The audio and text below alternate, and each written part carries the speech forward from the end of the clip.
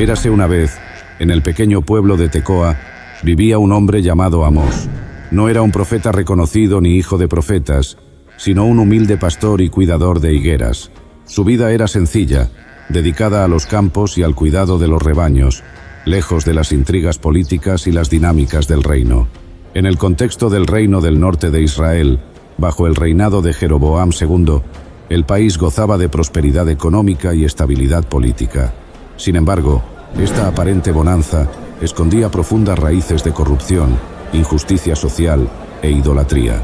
Los poderosos oprimían a los pobres, las leyes se torcían a favor de los ricos y los sacrificios religiosos eran ofrecidos con corazones vacíos de arrepentimiento. Amós vivía una vida tranquila, lejos del bullicio de las ciudades, pero Dios tenía un plan para él. A pesar de no ser un profeta de profesión, Amós sería llamado a enfrentarse a los líderes de Israel y a proclamar un mensaje de juicio y advertencia, demostrando que Dios puede usar incluso a los más humildes para llevar a cabo sus propósitos. Hasta que un día, Dios llamó a Amós y le reveló su plan de juicio contra el reino de Israel. A través de visiones y palabras claras, Dios le mostró las profundas injusticias, la idolatría rampante y la hipocresía religiosa del pueblo.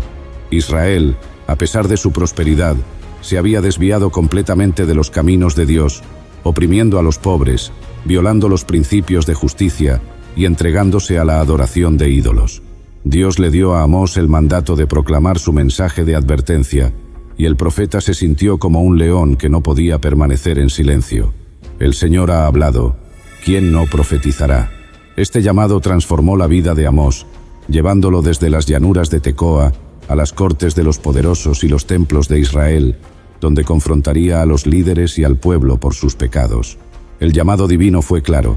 Amós debía hablar en nombre de Dios y advertirles que su justicia no sería postergada. A pesar de ser un hombre sin influencia ni posición, Amós se convirtió en la voz de la justicia de Dios, enfrentando con valentía las estructuras corruptas del reino y desafiando al pueblo a volver a la rectitud. Este momento marcó el inicio de una misión que cambiaría no solo la vida de Amós, sino también la historia de Israel. Y por eso, Amós comenzó a proclamar valientemente los mensajes de Dios, confrontando sin temor las injusticias y pecados del reino de Israel. Con palabras fuertes y directas, denunció a los opresores, comenzando con las mujeres ricas de Samaria, a quienes llamó vacas de Basán, por su indulgencia y crueldad hacia los pobres. Criticó a los líderes por corromper la justicia, aceptando sobornos y oprimiendo a los necesitados, y a todo el pueblo por su idolatría e hipocresía religiosa. Amós recordó al pueblo cómo Dios ya les había enviado advertencias a través de calamidades, hambre, sequías, pestilencias e invasiones. Sin embargo, a pesar de estos llamados al arrepentimiento, Israel no había cambiado. No se volvieron a mí, decía el Señor una y otra vez. El profeta también confrontó la religiosidad vacía del pueblo, señalando que sus sacrificios y festividades eran inútiles porque estaban divorciados de la justicia y la rectitud. Amós les recordó que Dios no se complace en rituales sin un corazón sincero. Su mensaje era claro: si Israel no se arrepentía y volvía a los caminos del Señor, enfrentaría un juicio inevitable. Esta denuncia abierta de los pecados de Israel y el llamado al arrepentimiento generaron tanto rechazo como incomodidad entre los líderes religiosos y políticos, quienes veían en Amós una amenaza a su comodidad y poder. Pero el profeta, confiando en la autoridad de Dios, continuó proclamando su mensaje, sin importar las consecuencias, hasta que finalmente Amós proclamó el corazón del mensaje de Dios, enfrentando directamente las prácticas corruptas y la falsa religiosidad del pueblo. Detesto y desprecio vuestras fiestas, no me agradan vuestras asambleas solemnes, decía el Señor a través del profeta. A pesar de las ofrendas y sacrificios, Dios los rechazaba porque sus corazones estaban lejos de Él, y sus vidas carecían de justicia y rectitud. Dios no deseaba rituales vacíos ni actos religiosos que ignoraran las necesidades de los oprimidos. En cambio, su llamado era claro: pero corra la justicia como un río, y la rectitud como un arroyo inagotable. Estas palabras reflejaban el verdadero deseo de Dios de que su pueblo viviera con integridad, defendiera a los vulnerables y reflejara su carácter en todas sus acciones. Este momento marcó un punto crucial en el mensaje de Amós. El profeta mostró que el verdadero problema no era solo la idolatría o los actos individuales de pecado, sino un sistema completo de opresión e injusticia que pervertía todo lo que Dios había establecido. Amós confrontó al pueblo y a sus líderes con la verdad, dejando claro que el juicio divino sería inevitable si no se arrepentían y volvían a los caminos del Señor. Y desde ese día, el mensaje de Amós dejó una marca imborrable en la historia de Israel. Aunque gran parte de su profecía era una advertencia de juicio, Amós también habló de restauración y esperanza. En los últimos capítulos de su libro, Dios prometió que, después del juicio, levantaría el tabernáculo caído de David. Esta promesa apuntaba a una futura restauración, no solo física, sino también espiritual, en la que Israel sería renovado como pueblo de Dios. Dios anunció que traería bendición y prosperidad, restaurando la tierra para que los campos dieran frutos abundantes y los viñedos florecieran. También aseguró que su pueblo sería plantado nuevamente en su tierra y nunca más serían desarraigados. Esta visión de esperanza mostraba que, aunque el juicio era inevitable debido a los pecados de Israel, el amor y la gracia de Dios seguirían presentes para aquellos que se volvieran a Él. El mensaje final de Amós no era solo un llamado al arrepentimiento, sino también una afirmación del carácter redentor de Dios. A pesar de la gravedad de los pecados de Israel, el Señor estaba dispuesto a restaurarlos y cumplir su pacto, demostrando que su propósito final era la reconciliación y la renovación. Este desenlace revelaba que, aunque Dios es justo en su juicio, también es lleno de misericordia para quienes buscan su rostro. La historia de Amós nos muestra que Dios no es indiferente a la injusticia y el sufrimiento de los vulnerables. A través de este humilde pastor convertido en profeta, aprendemos que la verdadera adoración a Dios no consiste en rituales vacíos, sino en una vida marcada por la justicia, la rectitud y la compasión. Amós desafió al pueblo de Israel a examinar su corazón y su sociedad, recordándoles que Dios exige integridad en cada aspecto de nuestras vidas. El mensaje de Amós sigue siendo relevante hoy. Nuestras acciones deben reflejar el carácter de Dios. No basta con aparentar religiosidad mientras ignoramos a los necesitados o participamos en sistemas de opresión. La justicia y la misericordia son centrales en el llamado de Dios a su pueblo, y Él nos invita a vivir con corazones sinceros que busquen su voluntad.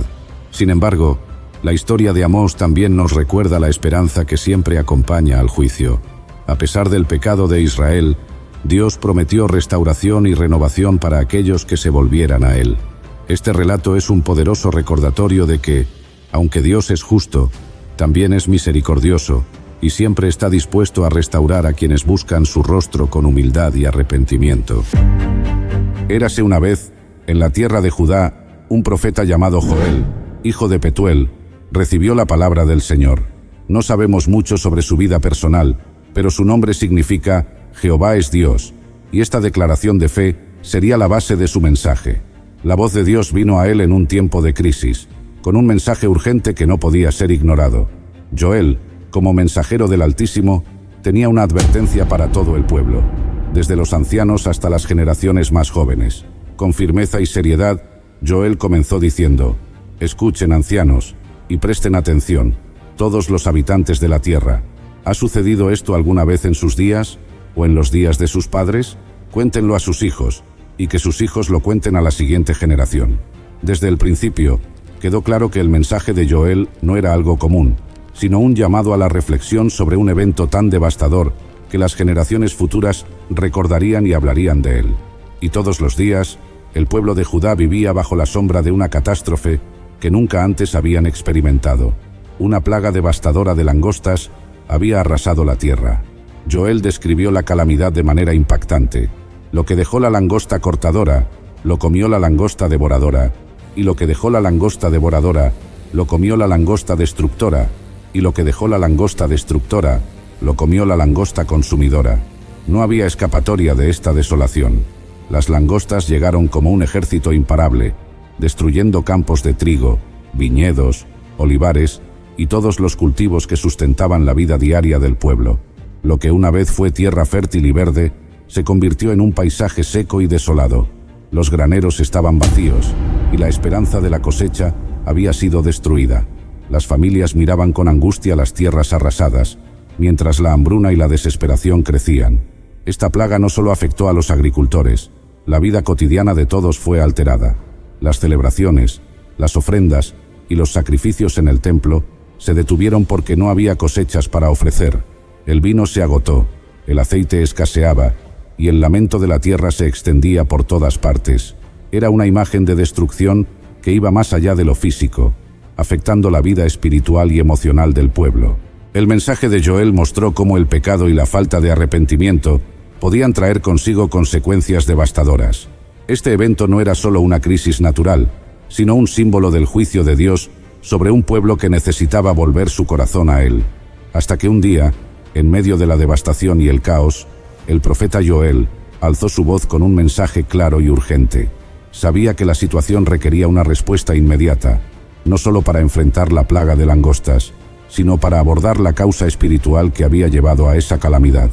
Joel hizo un llamado directo a los sacerdotes y ancianos, los líderes espirituales y comunitarios, diciendo: «Vestíos de cilicio y lamentaos, sacerdotes, gemid, ministros del altar, venid, pasad la noche vestidos de cilicio, ministros de mi Dios, porque la ofrenda y la libación han sido quitadas de la casa de vuestro Dios». Este fue el punto de inflexión. Joel no solo lamentaba la pérdida de los cultivos, sino que llamaba a toda la comunidad a reconocer la necesidad de arrepentimiento y volver a Dios. Con autoridad, pidió a los sacerdotes que lideraran el lamento y la súplica. Proclamad ayuno, convocad una asamblea solemne, reunid a los ancianos y a todos los habitantes de la tierra en la casa del Señor vuestro Dios, y clamad al Señor. Este llamado a un día de ayuno y oración marcó un cambio significativo. Joel invitaba a todos, desde los líderes hasta el pueblo común, a unirse en humillación ante Dios, reconociendo que solo Él tenía el poder para detener la plaga y restaurar la tierra. Era un momento decisivo, una oportunidad para que el pueblo respondiera con arrepentimiento sincero y buscara la misericordia del Señor antes de que fuera demasiado tarde. Y por eso Joel, viendo la urgencia de la situación, intensificó su mensaje con una advertencia más sombría. «Tocad trompeta en Sión, y dad alarma en mi santo monte. Tiemblen todos los habitantes de la tierra, porque viene el día del Señor, porque está cercano». Joel proclamó que la plaga de langostas era solo el comienzo de algo mucho más serio. Un día del Señor que se acercaba, un día de juicio y oscuridad. Este anuncio resonó como una alarma para todo el pueblo. Joel describió este día como un tiempo de oscuridad y tinieblas, un ejército devastador que se acercaba con la misma furia implacable que las langostas, pero aún más aterrador. Fuego consume delante de él, y detrás de él queda una llama abrasadora. La tierra delante de él es como el Edén, pero detrás de él, una desolada soledad. Las imágenes que Joel utilizó eran de destrucción total, de un enemigo imparable que dejaría la tierra completamente devastada. La proclamación de Joel dejó claro que las acciones del pueblo habían traído sobre ellos consecuencias graves, y que no podían ignorar la llamada al arrepentimiento. El juicio que venía no solo afectaría la tierra, sino que era un aviso de la inminente intervención divina.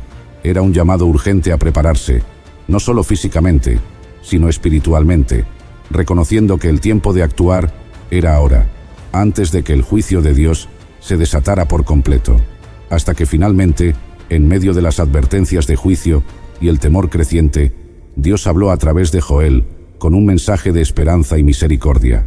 «Ahora bien, declara el Señor, volveos a mí de todo corazón, con ayuno, llanto y lamento».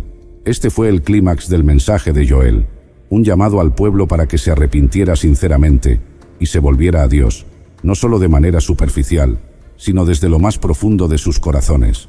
Dios no buscaba rituales vacíos, ni expresiones externas de arrepentimiento. A través de Joel, clamaba: «Rasgad vuestro corazón y no vuestros vestidos, y volveos al Señor vuestro Dios, porque Él es compasivo y clemente, lento para la ira y grande en misericordia, y se arrepiente del mal». Este llamado era para un cambio auténtico, un arrepentimiento que naciera del corazón, no solo una apariencia de duelo o lamento. Joel instó a los sacerdotes, a los líderes y a todo el pueblo a reunirse y clamar al Señor en unidad. «Tocad trompeta en Sión, proclamad ayuno, convocad asamblea, reunid al pueblo, santificad la congregación, reunid a los ancianos, congregad a los niños y a los que maman, salga el novio de su cámara y la novia de su tálamo. Nadie debía quedar fuera de esta convocatoria. Desde los más jóvenes hasta los más viejos, todos debían unirse en un clamor de arrepentimiento. Los sacerdotes debían llorar entre el pórtico y el altar diciendo: «Perdona, oh Señor, a tu pueblo, y no entregues tu heredad a oprobio, para que las naciones se burlen de ellos». Este fue el momento culminante en el que el pueblo debía decidir: ¿volverían sus corazones a Dios y buscarían su misericordia, o enfrentarían el juicio inminente que Joel había profetizado?